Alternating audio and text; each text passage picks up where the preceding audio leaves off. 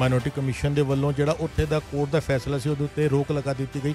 ਆਪਾਂ ਚਾਹੁੰਦੇ ਹੈਗੇ ਕਿਉਂਕਿ ਸ਼ਿਲੌਂਗ ਦਾ ਮਸਲਾ ਕਾਫੀ ਗੰਭੀਰ ਮਸਲਾ ਹੈਗਾ ਤੇ ਉਹ ਤੁਹਾਡੇ ਕੋਲ ਕੀ ਕੇਸ ਆਇਆ ਉਹਦੀ ਪੂਰੀ ਡਿਟੇਲ ਅਸੀਂ ਚਾਹੁੰਦੇ ਹਾਂ ਪੂਰੇ ਵਰਲਡ ਤੱਕ ਪਹੁੰਚੇ। ਸੋਸ਼ਲ ਮੀਡੀਆ ਤੇ ਵੀਡੀਓਜ਼ ਵਾਇਰਲ ਹੁੰਦੀਆਂ ਨੇ, ਇੰਡੀਆ ਦੇ ਵੱਖ-ਵੱਖ ਇਲਾਕਿਆਂ 'ਚ ਕਿਸੇ ਸਿੱਖ ਦੇ ਨਾਲ ਕੁੱਟਮਾਰ ਹੁੰਦੀ ਹੈ, ਉਹਦੀ ਕੇਸਾਂ ਤੋਂ ਫੜ ਕੇ ਬੇਅਦਬੀ ਕੀਤੀ ਜਾਂਦੀ ਹੈ। ਕਾਫੀ ਮਤਲਬ 295 ਦਾ ਕੇਸ ਤੇ ਵੈਸੇ ਫਾਈਲ ਹੁੰਦਾ ਹੈ। ਇਹੋ ਜਿਹੇ ਕੇਸ ਦੇ ਅੰਦਰ ਮਾਈਨੋਰਟੀ ਕਮਿਸ਼ਨ ਕੀ ਕਰ ਸਕਦਾ ਹੈ? ਇਹ ਬੰਦ ਕਰ ਦਿੱਤਾ ਕਿ ਅੱਗੇ ਤੋਂ ਕਿਸੇ ਵੀ ਸਿੱਖ ਬੱਚੇ ਨੂੰ ਪਹਿਲਾਂ ਨਾ ਬੁਲਾਇਆ ਜਾਵੇ ਤੇ ਨਾ ਹੀ ਉਹਨਾਂ ਨੂੰ ਡਿਸਕ੍ਰਿਮੀਨੇਟਰੀ ਜਿਹੜੀ ਆ ਉਹਦੀ ਚੈਕਿੰਗ ਕੀਤੀ ਜਾਵੇ।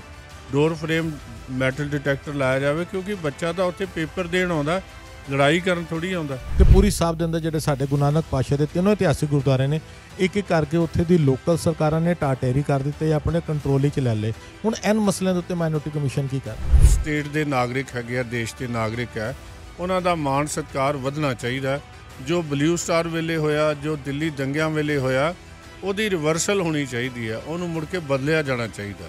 ਭਾਰਤ ਦੀ ਸਰਕਾਰ ਹੈ, ਉਹ ਸਿੱਖਾਂ ਦੀਆਂ ਹਰ ਸਮੱਸਿਆਵਾਂ ਨੂੰ ਹੱਲ ਕਰਨ ਲਈ ਤਿਆਰ ਹੈਗੀ ਹੈ ਔਰ ਉਹਦੇ ਲਈ ਸਾਨੂੰ ਮਿਲ ਕੇ ਉਦਮ ਕਰਨਾ ਚਾਹੀਦਾ ਤਾਂ ਕਿ ਸਾਡਾ ਕਲਚਰ ਵੀ ਬਚੇ। ਜੇ ਪਾਸੇ ਅਗਰ ਅਸੀਂ ਲਖੀਮਪੁਰ ਦੀ ਗੱਲ ਕਰਦੇ ਹੈਗੇ ਆ, ਉੱਥੇ ਬੀਜੇਪੀ ਦਾ ਰਾਜ ਹੈਗਾ, ਮਾਫ ਕਰਨਾ ਤੁਸੀਂ ਵੀ ਬੀਜੇਪੀ ਤੋਂ ਹੀ ਬਿਲੋਂਗ ਕਰਦੇ ਹੈਗੇ ਅਨੰਦਪੁਰ ਸਾਹਿਬ ਤੋਂ।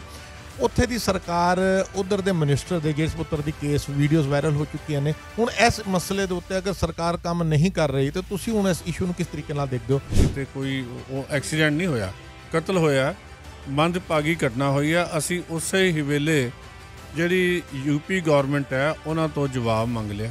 ਮੈਂ ਭਾਰਤੀ ਜਨਤਾ ਪਾਰਟੀ ਤੋਂ ਅਸਤੀਫਾ ਦੇ ਕੇ ਕਮਿਸ਼ਨ 'ਚ ਆਇਆ। ਤਾਂ ਇਹ ਜਿਹੜੀ ਹੈ ਮੈਂ ਇਹ ਤਾਂ ਸੰਵਿਧਾਨਕ ਅਹੁਦਾ ਕਿਸੇ ਰਾਜਨੀਤੀ ਨਾਲ ਸੰਬੰਧਿਤ ਨਹੀਂ ਹੈਗਾ, ਇਹ ਧਰਮਾਂ ਨਾਲ ਸੰਬੰਧਿਤ ਹੈ। ਕਿ ਤੁਸੀਂ ਸੰਤਾਂ ਦੀ ਗ੍ਰਿਫਤਾਰੀ ਦੇ ਵਿਚਕਾਰ ਸ਼ਾਮਿਲ ਸੀ, ਇਸ ਸਵਾਲ ਨੂੰ ਤੁਸੀਂ ਕਿਸ ਤਰੀਕੇ ਨਾਲ ਡਿਫੈਂਡ ਕਰਦੇ? ਤੇ ਉਹਨਾਂ ਨੇ ਆਖਿਆ ਸੀ ਕਿ ਮੈਨੂੰ ਗ੍ਰਿਫਤਾਰ ਕਰਨ ਵਾਸਤੇ ਅੰਮ੍ਰਿਤਧਾਰੀ ਸਿੰਘ ਚਾਹੀਦਾ ਤੇ ਮੈਂ ਤਾਂ ਐਸ ਅੰਮ੍ਰਿਤਧਾਰੀ ਸਿੰਘ ਮੇਰੀ ਡਿਊਟੀ ਲੱਗੀ ਸੀਗੀ, ਮੇਰੇ ਵੱਲੋਂ ਹੀ ਉਹਨਾਂ ਦੀ ਗ੍ਰਿਫਤਾਰੀ ਹੋਈ ਹੈ। ਵਾਹਿਗੁਰੂ ਜੀ ਕਾ ਖਾਲਸਾ, ਵਾਹਿਗੁਰੂ ਜੀ ਕੀ ਫਤਿਹ। TV 84 ਦੀ ਟੀਮ ਇਸ ਵੇਲੇ ਮੌਜੂਦ ਹੈ ਕਿ ਇਹ national commission for minorities minority commission of India ਦੇ ਦਫ਼ਤਰ ਦੇ ਵਿਚਕਾਰ ਅੱਜ ਅਸੀਂ ਪਹੁੰਚੇ ਹੈਗੇ ਕਿਉਂਕਿ ਇੰਡੀਆ ਦੇ ਅੰਦਰ ਵੱਖ-ਵੱਖ ਥਾਵਾਂ ਤੇ ਜਿਸ ਤਰੀਕੇ ਦੇ ਨਾਲ ਵਿਤਕਰਾ ਕੀਤਾ ਜਾਂਦਾ ਹੈ ਮਾਈਨੋਰਟੀਜ਼ ਦੇ ਉੱਤੇ, ਤੇ ਅੱਜ ਜਿਹੜੇ ਇੱਥੇ ਦੇ ਚੇਅਰਮੈਨ ਨੇ ਸਰਦਾਰ ਇਕਬਾਲ ਸਿੰਘ ਲਾਲਪੁਰਾ, ਅੱਜ ਅਸੀਂ ਉਚੇਚੇ ਤੌਰ ਦੇ ਉੱਤੇ ਉਹਨਾਂ ਦਾ ਇੰਟਰਵਿਊ ਕਰਨ ਲਈ ਆਏ ਹੈਗੇ, ਉਹਨਾਂ ਸਵਾਲਾਂ ਦਾ ਜਵਾਬ ਲੈਣ ਆਏ ਹੈਗੇ ਜਿਹੜੇ ਸੋਸ਼ਲ ਮੀਡੀਆ ਦੇ ਉੱਤੇ ਲੋਕਾਂ ਦੇ ਦਿਲਾਂ 'ਚ ਆਉਂਦਾ ਹੈਗਾ ਕਿ ਮਾਈਨੋਰਟੀ ਕਮਿਸ਼ਨ ਮਾਈਨੋਰਟੀਜ਼ ਨਾਲ ਹੋ ਰਹੇ ਧੱਕਿਆਂ ਦੇ ਉੱਤੇ ਕੀ ਕਰ ਰਹੇ ਹੈਗੇ। ਸਾਡੇ ਇਤਿਹਾਸਿਕ ਗੁਰਦੁਆਰੇ ਸਾਡੇ ਕੋਲੋਂ ਖੋਏ ਜਾ ਰਹੇ ਹੈਗੇ ਨੇ ਔਰ ਬਕਾਇਦਾ ਸਿੱਖਾਂ ਦੀ ਥਾਂ ਥਾਂ ਦੇ ਉੱਤੇ ਕੇਸਾਂ ਤੋਂ ਫੜ ਕੇ ਜਿਵੇਂ ਮਾਰਕੁੱਟ ਹੁੰਦੀ ਹੈ, ਉਸ ਸਾਰੇ ਮਸਲਿਆਂ ਦੇ ਸਵਾਲ ਅੱਜ ਅਸੀਂ ਲੈਣ ਦੇ ਲਈ ਪਹੁੰਚੇ ਹੈਗੇ ਹਾਂ ਸਰ ਇਕਬਾਲ ਸਿੰਘ ਜੀ ਦੇ ਆਫਿਸ ਦੇ ਅੰਦਰ। ਤੇ ਆਓ ਅਸੀਂ ਉਹਨਾਂ ਨਾਲ ਸਾਰੇ ਮਸਲਿਆਂ ਦੇ ਉੱਤੇ ਗੱਲਬਾਤ ਕਰਦੇ ਹੈਗੇ ਹਾਂ। ਸੰਗਤ ਜੀ, ਅਸੀਂ ਇਸ ਵੇਲੇ ਮਾਈਨੋਰਟੀ ਕਮਿਸ਼ਨ ਆਫ ਇੰਡੀਆ ਦੇ ਹੈੱਡ ਆਫਿਸ ਵਿੱਚ ਪਹੁੰਚ ਚੁੱਕੇ ਹੈਗੇ ਹਾਂ ਤੇ ਸਾਡੇ ਨਾਲ ਸਤਿਕਾਰਯੋਗ ਸਰਦਾਰ ਇਕਬਾਲ ਸਿੰਘ ਲਾਲਪੁਰਾ ਜੀ ਜੁੜ ਚੁੱਕੇ ਨੇ। ਫਤਿਹ ਦੀ ਸਾਂਝ ਪਾਣੇ ਇਕਬਾਲ ਸਿੰਘ ਜੀ, ਵਾਹਿਗੁਰੂ ਜੀ ਕਾ ਵਾਹਿਗੁਰੂ ਜੀ ਕਾ ਖਾਲਸਾ, ਵਾਹਿਗੁਰੂ ਜੀ ਕੀ ਫਤਿਹ। ਇਕਬਾਲ ਸਿੰਘ ਜੀ, ਆਪ ਜੀ ਮਾਈਨੋਰਟੀ ਕਮਿਸ਼ਨ ਦੇ ਚੇਅਰਮੈਨ ਬਣੇ ਹੈਗੇ ਹੋ। ਸਭ ਤੋਂ ਪਹਿਲਾਂ ਅਸੀਂ ਜਾਣਨਾ ਚਾਹੁੰਦੇ ਹੈਗੇ ਆ ਕਿ ਇਹਨਾਂ ਦੀ ਜਿਹੜੀ ਇੰਡੀਆ ਦੇ ਅੰਦਰ ਪਾਵਰ ਔਰ ਲਿਮਿਟੇਸ਼ਨ ਜੋ ਆਪ ਜੀ ਦੀ ਵਰਕਿੰਗ ਵਿੱਚ ਆਉਂਦੀ ਹੈ ਉਹ ਕੀ ਹੈਗੇ ਨੇ?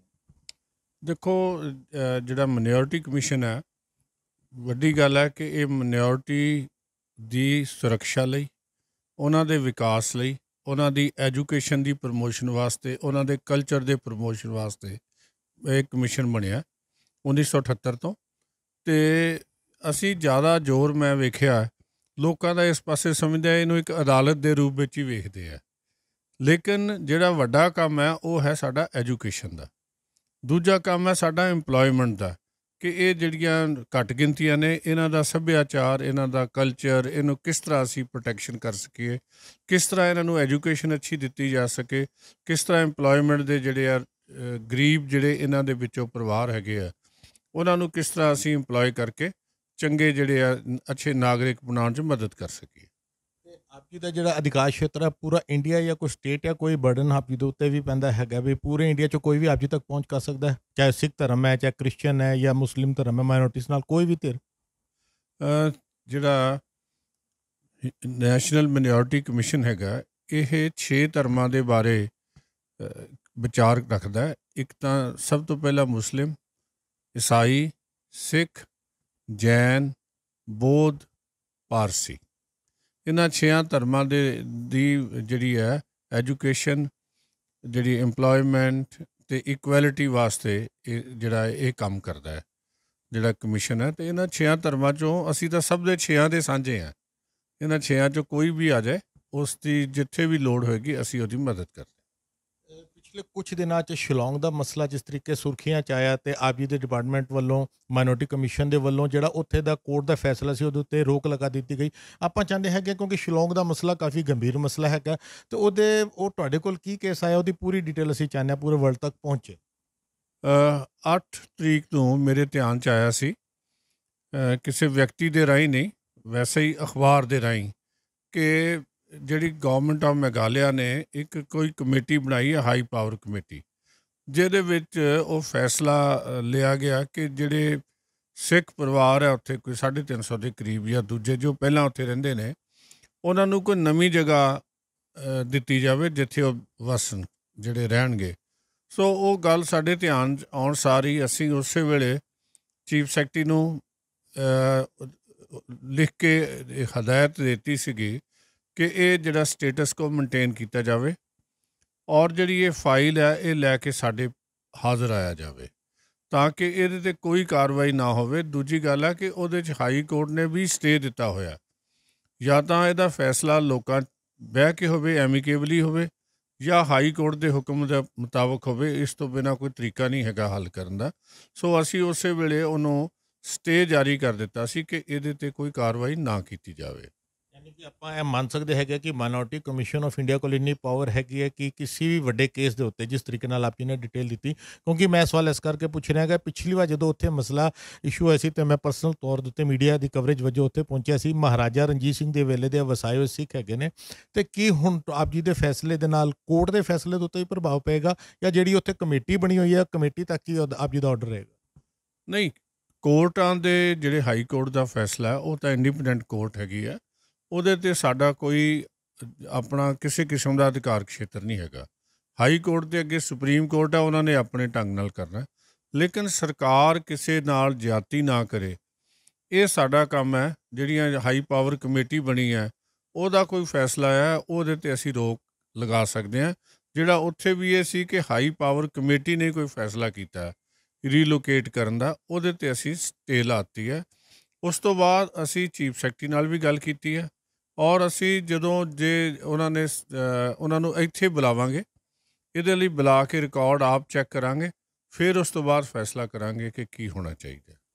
ਮਾਈਨੋਰਟੀ ਦੀ ਜ਼ਿੰਮੇਵਾਰੀ, ਆਪ ਜੀ ਖੁਦ ਇੱਕ ਸਾਬਤ ਸੂਰਤ ਸਿੱਖ ਹੈਗੇ ਹੋ, ਤੇ ਅਗਰ ਆਪਾਂ ਗੱਲ ਕਰਦੇ ਹਾਂ, ਅਸੀਂ ਆਏ ਦਿਨ ਦੇਖਦੇ ਹਾਂ, ਤੁਸੀਂ ਵੀ ਦੇਖਦੇ ਹੋ, ਸੋਸ਼ਲ ਮੀਡੀਆ ਤੇ ਵੀਡੀਓਜ਼ ਵਾਇਰਲ ਹੁੰਦੀਆਂ ਨੇ। ਇੰਡੀਆ ਦੇ ਵੱਖ-ਵੱਖ ਇਲਾਕਿਆਂ 'ਚ ਕਿਸੇ ਸਿੱਖ ਦੇ ਨਾਲ ਕੁੱਟਮਾਰ ਹੁੰਦੀ ਹੈ, ਉਹਦੀ ਕੇਸਾਂ ਤੋਂ ਫੜ ਕੇ ਬੇਅਦਬੀ ਕੀਤੀ ਜਾਂਦੀ ਹੈ। ਕਾਫੀ 295 ਦਾ ਕੇਸ ਵੈਸੇ ਫਾਈਲ ਹੁੰਦਾ। ਇਹੋ ਜਿਹੇ ਕੇਸ ਦੇ ਅੰਦਰ ਮਾਈਨੋਰਟੀ ਕਮਿਸ਼ਨ ਕੀ ਕਰ ਸਕਦਾ ਹੈ? ਦੇਖੋ, ਜਿੱਥੇ ਤਾਂ ਕਿਸੇ ਨਾਲ ਧਾਰਮਿਕ ਤੌਰ 'ਤੇ ਵਿਤਕਰਾ ਹੁੰਦਾ ਹੈ ਤੇ ਉਹਦੇ 'ਤੇ ਅਸੀਂ ਕਾਰਵਾਈ ਕਰਦੇ ਹਾਂ। ਉੱਥੋਂ ਦੀ ਸਰਕਾਰ ਨੂੰ ਹਦਾਇਤ ਕਰਦੇ ਹਾਂ ਕਿ ਦੋਸ਼ੀਆਂ ਦੇ ਖਿਲਾਫ ਕਾਰਵਾਈ ਕੀਤੀ ਜਾਵੇ, ਦੋਸ਼ੀਆਂ ਨੂੰ ਗ੍ਰਿਫਤਾਰ ਕੀਤਾ ਜਾਵੇ, ਚਲਾਨ ਕੀਤਾ ਜਾਵੇ, ਸਜ਼ਾ ਕਰਾਈ ਜਾਵੇ। ਜਿੱਥੇ ਕਈ ਜਗ੍ਹਾ ਐਡਵਾਈਜ਼ਰੀ ਦੀ ਲੋੜ ਹੁੰਦੀ ਹੈ, ਜਿਵੇਂ ਇੱਕ ਐਡਵਾਈਜ਼ਰੀ ਹੈ ਪਿੱਛੇ ਅਸੀਂ ਜਾਰੀ ਕੀਤੀ ਹੈ ਕਿ ਨੌਜਵਾਨਾਂ ਨੂੰ, ਸਿੱਖਾਂ ਨੂੰ 2 ਘੰਟੇ ਪਹਿਲਾਂ ਬੁਲਾਉਂਦੇ ਆ ਪੇਪਰ ਦੇ ਵਿੱਚ ਔਰ ਉਹਨਾਂ ਦੇ ਜਿਹੜੇ ਆ ਕੜਾ ਅਤੇ ਸ੍ਰੀ ਸਾਹਿਬ ਚੈੱਕ ਕਰਦੇ ਆ, ਅਤੇ ਬੱਚੇ ਨੂੰ 2 ਘੰਟੇ ਪਹਿਲਾਂ ਬੁਲਾ ਕੇ ਇੱਕ ਬੜੀ ਵੱਡੀ ਡਿਸਕ੍ਰੀਮੀਨੇਸ਼ਨ ਸੀਗੀ। ਸੋ ਅਸੀਂ ਉਹਨਾਂ ਦਾ ਜਿਹੜਾ ਹੈ ਨਾ ਇਹ ਬੰਦ ਕਰ ਦਿੱਤਾ ਕਿ ਅੱਗੇ ਤੋਂ ਕਿਸੇ ਵੀ ਸਿੱਖ ਬੱਚੇ ਨੂੰ ਪਹਿਲਾਂ ਨਾ ਬੁਲਾਇਆ ਜਾਵੇ ਅਤੇ ਨਾ ਹੀ ਉਹਨਾਂ ਨੂੰ ਡਿਸਕ੍ਰੀਮੀਨੇਟਰੀ ਜਿਹੜੀ ਆ ਉਹਦੀ ਚੈਕਿੰਗ ਕੀਤੀ ਜਾਵੇ। ਡੋਰ ਫਰੇਮ ਮੈਟਲ ਡਿਟੈਕਟਰ ਲਾਇਆ ਜਾਵੇ, ਕਿਉਂਕਿ ਬੱਚਾ ਤਾਂ ਉੱਥੇ ਪੇਪਰ ਦੇਣ ਆਉਂਦਾ, ਲੜਾਈ ਕਰਨ ਥੋੜ੍ਹੀ ਆਉਂਦਾ। ਇਹ ਆਰਡਰ ਪਾਸ ਕਰਕੇ ਸਾਰੀਆਂ ਸਟੇਟਾਂ ਨੂੰ, ਸਾਰੇ ਡਿਪਾਰਟਮੈਂਟਸ ਨੂੰ ਚਲਾ ਗਿਆ। ਅਗਰ ਅਸੀਂ ਗੱਲ ਕਰਦੇ ਹਾਂ ਇਤਿਹਾਸਕ ਗੁਰਦੁਆਰਿਆਂ ਦੀ, 84 ਵੇਲੇ ਆਪਰੇਸ਼ਨ ਗੁਰਦੁਆਰਾ ਗਿਆਨ ਗੋਦੜੀ ਦੀ ਅਸੀਂ ਗੱਲ ਕਰ ਲਈਏ, ਉਸ ਤੋਂ ਬਾਅਦ ਗੁਰਦੁਆਰਾ ਡੋਂਗਮਾਰ ਸਾਹਿਬ ਦੀ ਗੱਲ ਕਰ ਲਈਏ, ਤੇ ਪੂਰੀ ਸਾਹਿਬ ਦੇ ਅੰਦਰ ਜਿਹੜੇ ਸਾਡੇ ਗੁਰੂ ਨਾਨਕ ਪਾਤਸ਼ਾਹ ਦੇ 3 ਇਤਿਹਾਸਿਕ ਗੁਰਦੁਆਰੇ ਨੇ, ਇੱਕ ਇੱਕ ਕਰਕੇ ਉੱਥੇ ਦੀ ਲੋਕਲ ਸਰਕਾਰਾਂ ਨੇ ਟਾਟੇਰੀ ਕਰ ਦਿੱਤੇ, ਆਪਣੇ ਕੰਟਰੋਲ ਵਿੱਚ ਲੈ ਲਏ। ਹੁਣ ਇਹਨਾਂ ਮਸਲਿਆਂ ਦੇ ਉੱਤੇ ਮਾਈਨੋਰਟੀ ਕਮਿਸ਼ਨ ਕੀ ਕਰ ਰਹੀ? ਦੇਖੋ, ਅਸੀਂ ਸਭ ਤੋਂ ਪਹਿਲਾਂ ਤਾਂ ਗਿਆਨ ਗੋਦੜੀ ਵਾਲਾ ਇਸ਼ੂ ਲੈ ਰਹੇ ਹਾਂ।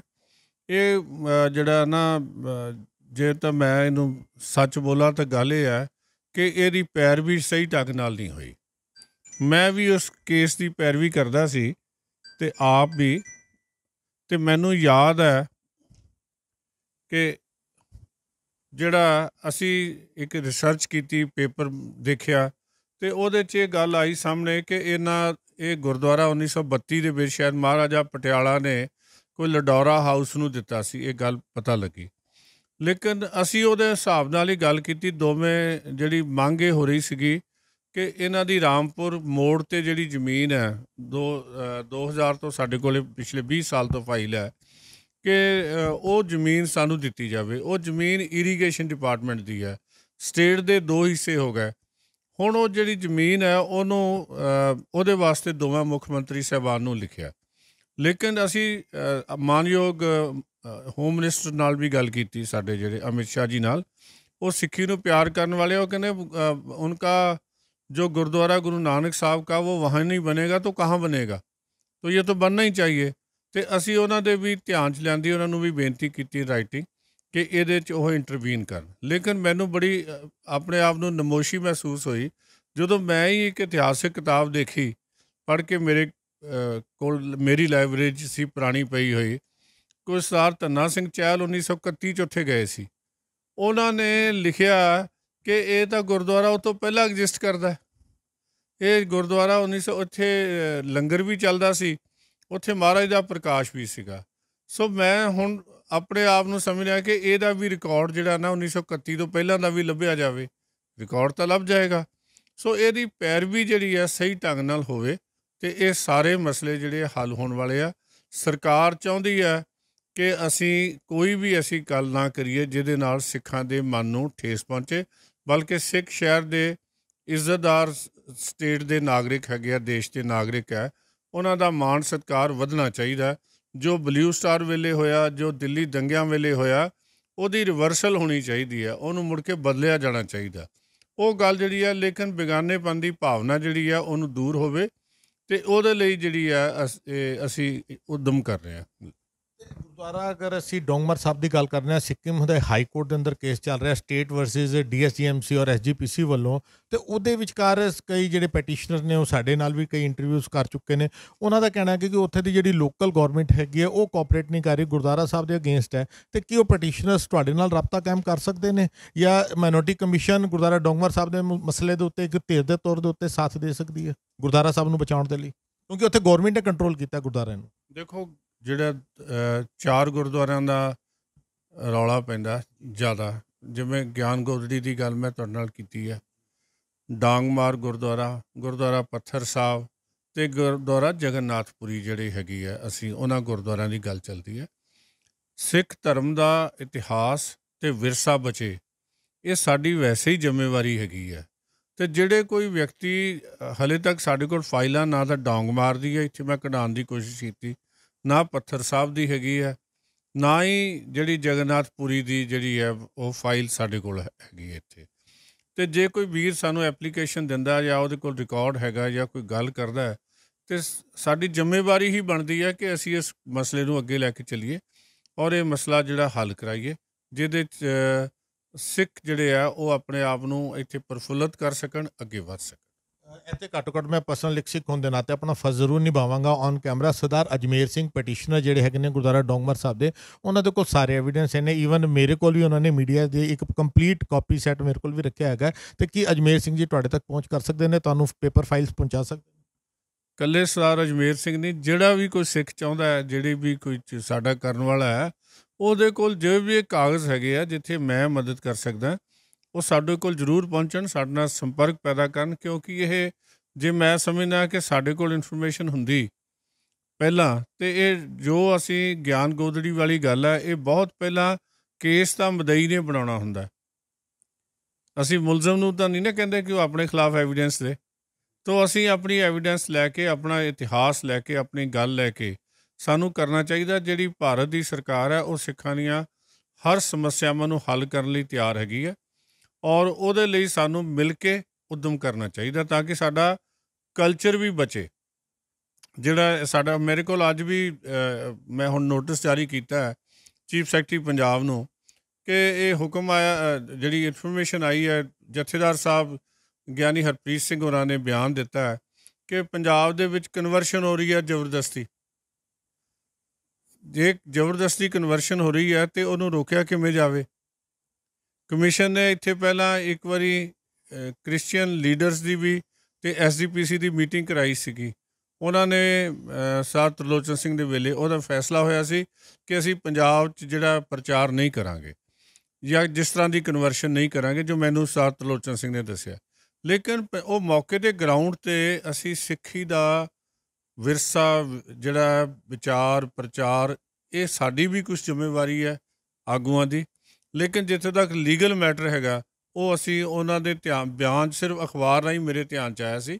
ਮੈਂ ਉਸੇ ਵੇਲੇ ਇਨਕੁਆਇਰੀ ਜਿਹੜੀ ਹੈ ਚੀਫ ਸੈਕਟਰੀ ਪੰਜਾਬ ਨੂੰ ਭੇਜ ਦਿੱਤੀ ਹੈ ਕਿ ਦੱਸੋ ਪਿਛਲੇ 10 ਸਾਲਾਂ 'ਚ ਕਿੰਨੇ ਚਰਚ ਇੱਥੇ ਬਾਰਡਰ ਏਰੀਆ 'ਚ ਬਣੇ ਆ, ਅਤੇ ਇਹ ਜਿਹੜੇ ਜਥੇਦਾਰ ਸਾਹਿਬ ਦੇ ਐਲੀਗੇਸ਼ਨ ਹੈ ਇਹਨਾਂ ਦੇ ਬਾਰੇ ਕੀ ਕਾਰਵਾਈ ਹੋ ਰਹੀ ਹੈ, ਅਤੇ ਜਥੇਦਾਰ ਸਾਹਿਬ ਦਾ ਬਿਆਨ ਲਿਖ ਕੇ ਵੀ ਉਹਨਾਂ ਦੀ ਜਿਹੜਾ ਉਹ ਸਾਨੂੰ ਭੇਜਿਆ ਜਾਵੇ ਤਾਂ ਕਿ ਅਗਲੀ ਕਾਰਵਾਈ ਇਹਦੇ 'ਤੇ ਕੀਤੀ ਜਾ ਸਕੇ। ਇਕਬਾਲ ਸਿੰਘ ਜੀ, ਇੱਕ ਸਵਾਲ ਮੈਂ ਤੁਹਾਡੇ ਤੋਂ ਜ਼ਰੂਰ ਪੁੱਛਾਂਗਾ। ਜਿਸ ਤਰੀਕੇ ਨਾਲ ਆਪ ਜੀ ਨੇ ਦੱਸਿਆ ਕਿ ਕੋਈ ਵੀ ਮਾਈਨੋਰਟੀ ਦਾ ਪੂਰੇ ਇੰਡੀਆ ਦੇ ਅੰਦਰ ਜਿਹੜਾ ਇਸ ਮੁਲਕ 'ਚ ਰਹਿੰਦਾ, ਆਪਣੇ ਆਪ ਨੂੰ ਇੰਡੀਅਨ ਮੰਨਦਾ ਹੈਗਾ, ਉਹ ਆਪ ਜੀ ਦੇ ਡਿਪਾਰਟਮੈਂਟ 'ਚ ਪਹੁੰਚ ਕਰ ਸਕਦਾ ਹੈ। ਕਿ ਮਾਈਨੋਰਟੀ ਕਮਿਸ਼ਨ ਇੱਕ ਜਿਹਨੂੰ ਆਪਾਂ ਸੈਲਫ ਮੋਟੋ ਕਹਿੰਦੇ ਹੈਗੇ ਆ ਵੀ ਤੁਸੀਂ ਖੁਦ ਵੀ ਕਿਸੇ ਵੀ ਇਸ਼ੂ ਦੇ ਉੱਤੇ ਕਰ ਸਕਦੇ ਹੋ, ਜਾਂ ਇੱਕ ਪਟੀਸ਼ਨ ਜਾਂ ਇੱਕ ਐਪਲੀਕੇਸ਼ਨ ਦੇਣੀ ਤੁਹਾਨੂੰ ਜ਼ਰੂਰੀ ਹੈ? ਕਿਉਂਕਿ ਸੁਪਰੀਮ ਕੋਰਟ ਵੀ ਕਈ ਮਸਲਿਆਂ ਦੇ ਅੰਦਰ ਸੋ ਮੋਟੋ ਇਸ਼ੂ ਲੈ ਲੈਂਦੀ ਹੈਗੀ ਹੈ, ਆਪ ਜੀ ਵੱਲੋਂ ਵੀ ਕੀਤਾ ਜਾ ਸਕਦਾ? ਹਾਂ, ਅਸੀਂ ਸੀਓ ਮੋਟੋ ਤਾਂ ਅਸੀਂ ਐਕਸ਼ਨ ਲੈਂਦੇ ਹਾਂ ਜੀ। ਹੁਣ ਜਥੇਦਾਰ ਸਾਹਿਬ ਨੇ ਸਾਨੂੰ, ਅਸੀਂ ਸਿਰਫ ਉਹਨਾਂ ਦਾ ਬਿਆਨ ਪੜ੍ਹਿਆ। ਜੇ ਪਹਿਲਾਂ ਵੀ ਜਿਹੜਾ ਤੁਹਾਡਾ ਸ਼ਿਲੌਂਗ ਦਾ ਕੇਸ ਹੈਗਾ ਉਹ ਅਸੀਂ ਸੂਓ ਮੋਟੋ ਹੀ ਐਕਸ਼ਨ ਲਿਆ। ਜਿੱਥੇ ਵੀ ਸਾਡੇ ਧਿਆਨ 'ਚ ਆਏਗਾ ਅਸੀਂ ਸੂਓ ਮੋਟੋ ਉਹਦੇ 'ਤੇ ਐਕਸ਼ਨ ਲੈਂਦੇ ਹਾਂ ਜੀ। ਬਹੁਤ ਵੱਡੀ ਗੱਲ ਹੈ ਸੰਗਤ ਜੀ, ਜਿਸ ਤਰੀਕੇ ਦੇ ਨਾਲ ਸਰ ਇਕਬਾਲ ਸਿੰਘ ਜੀ ਨੇ ਗੱਲ ਕੀਤੀ ਹੈਗੀ ਕਿ ਜ਼ਰੂਰਤ ਹੈਗੀ ਕਿ ਤਰੀਕੇ ਦੇ ਨਾਲ ਹਰ ਮਸਲੇ ਹਰ ਕੇਸ ਨੂੰ ਮਾਈਨੋਰਟੀ ਕਮਿਸ਼ਨ ਆਫ ਇੰਡੀਆ ਦੇ ਆਫਿਸ ਦੇ ਅੰਦਰ ਪ੍ਰੈਜ਼ੈਂਟ ਕੀਤਾ ਜਾਏ ਜਾਂ ਐਵੀਡੈਂਸ ਦਿੱਤੇ ਜਾਣ, ਤਦ ਹੀ ਆਪਾਂ ਉਸ ਚੀਜ਼ ਦੇ ਉੱਤੇ ਐਕਸ਼ਨ ਲੈ ਸਕਦੇ ਹਾਂ, ਜਿਵੇਂ ਸਰ ਇਕਬਾਲ ਸਿੰਘ ਨੇ ਕਿਹਾ। ਦੂਜੇ ਪਾਸੇ ਅਗਰ ਅਸੀਂ ਲਖੀਮਪੁਰ ਦੀ ਗੱਲ ਕਰਦੇ ਹੈਗੇ ਹਾਂ, ਉੱਥੇ ਬੀਜੇਪੀ ਦਾ ਰਾਜ ਹੈਗਾ, ਮਾਫ ਕਰਨਾ ਤੁਸੀਂ ਵੀ ਬੀਜੇਪੀ ਤੋਂ ਹੀ ਬਿਲੋਂਗ ਕਰਦੇ ਹੈਗੇ ਅਨੰਦਪੁਰ ਸਾਹਿਬ ਤੋਂ। ਉੱਥੇ ਦੀ ਸਰਕਾਰ, ਉੱਧਰ ਦੇ ਮਿਨਿਸਟਰ ਦੇ ਜਿਸ ਪੁੱਤਰ ਦੀ ਕੇਸ ਵੀਡੀਓਜ਼ ਵਾਇਰਲ ਹੋ ਚੁੱਕੀਆਂ ਨੇ। ਹੁਣ ਇਸ ਮਸਲੇ ਦੇ ਉੱਤੇ ਅਗਰ ਸਰਕਾਰ ਕੰਮ ਨਹੀਂ ਕਰ ਰਹੀ ਤਾਂ ਤੁਸੀਂ ਹੁਣ ਇਸ ਇਸ਼ੂ ਨੂੰ ਕਿਸ ਤਰੀਕੇ ਨਾਲ ਦੇਖਦੇ ਹੋ? 4 ਕਿਸਾਨ, 1 ਪੱਤਰਕਾਰ ਮਰਦੇ ਨੇ, 3 ਬੀਜੇਪੀ ਦੇ ਜਿਹੜੇ ਵੋਲੰਟੀਅਰਸ ਨੇ ਉਹ ਵੀ, ਉਹਨਾਂ ਦਾ ਵੀ ਮੌਤ ਹੋ ਜਾਂਦੀ ਹੈ। ਹੁਣ ਇਹ ਸਾਰੇ ਮਸਲੇ ਦੇ ਉੱਤੇ ਸਟੇਟ ਵਰਸਿਸ ਕਿਸਾਨ ਮੋਰਚਾ ਤੁਹਾਡੇ ਸਾਹਮਣੇ ਹੀ ਹੈ, ਆਪ ਜੀ ਇਹਨੂੰ ਕਿਸ ਨਜ਼ਰੀਏ ਨਾਲ ਦੇਖੋ, ਜਿੱਥੋਂ ਤੱਕ ਤਾਂ ਸਿੱਖਾਂ ਦੇ ਉੱਤੇ ਜ਼ੁਲਮ ਹੋਣ ਦੀ ਗੱਲ ਹੈ, ਮਸਲਾ ਸਿੱਖ ਦਾ ਅਤੇ ਨੌਨ ਸਿੱਖ ਦਾ ਨਹੀਂ ਸੀ। ਉੱਥੇ ਮਸਲਾ ਸੀ ਕਿਸਾਨ ਅੰਦੋਲਨ ਦੇ ਵਿੱਚ ਕਿਸੇ ਰਾਜਨੀਤਿਕ ਬੰਦੇ ਨੂੰ ਕਾਲੇ ਝੰਡੇ ਵਿਖਾਏ ਜਾ ਰਹੇ ਸੀ।